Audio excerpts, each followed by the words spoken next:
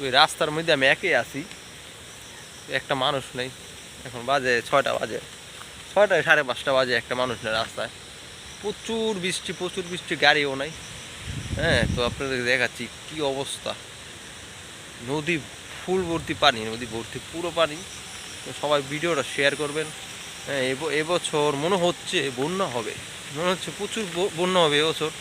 পানির যে ইয়াটা খুবই বেশি, মনে হচ্ছে একটা বন্যা হবে। তো দেখা যাক, আল্লাহ যেন বন্যাটা না হয়, তাহলে যারা নিচু এলাকায় আছে তাদের খুবই কষ্ট হবে, তাদের দুর্দশা দেখানোর মানুষ হবে থাকবে না। কারণ দেশের সরকার বলেছে এখন মানুষের কাজকাম সব কিছু খুবই কম, টাকা পয়সা কম। হ্যাঁ, দেখেন বাতাস কি পুরো উড়ে লেগেছে, পুরো ছিন্নি বিনি করতেছে বাতাস। দেন না কচুরি দাওয়াত খেতে যাচ্ছে, কই জানি মেজবানির দাওয়াত খেতে যাচ্ছে, এই অবস্থা। হ্যাঁ, খুবই খারাপ অবস্থা। আলী ভাই, বন্যা কি হইব নি? বন্যার সম্ভাবনা আছে কিছুটা?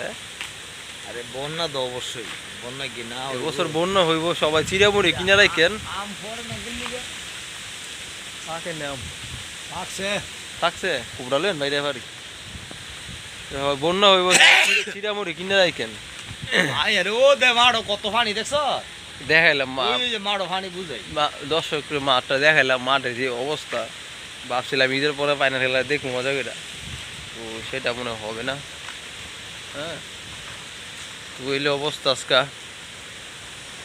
বৃষ্টির অবস্থা হয়েছে এইটা।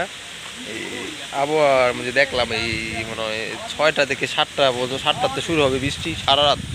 হ্যাঁ, আঙ্গু তো এমন কচুরি আইতে কোনোদিন দেখি নাই রে। প্রচুর কচুরি, আপনারা দেখুন। হ্যাঁ, এই যে এগুলো কিন্তু এখান থেকে ভিডিও সামনে ক্যামেরা, তো তার জন্য বুঝে না, পিছের ক্যামেরা দেখাই যাচ্ছে।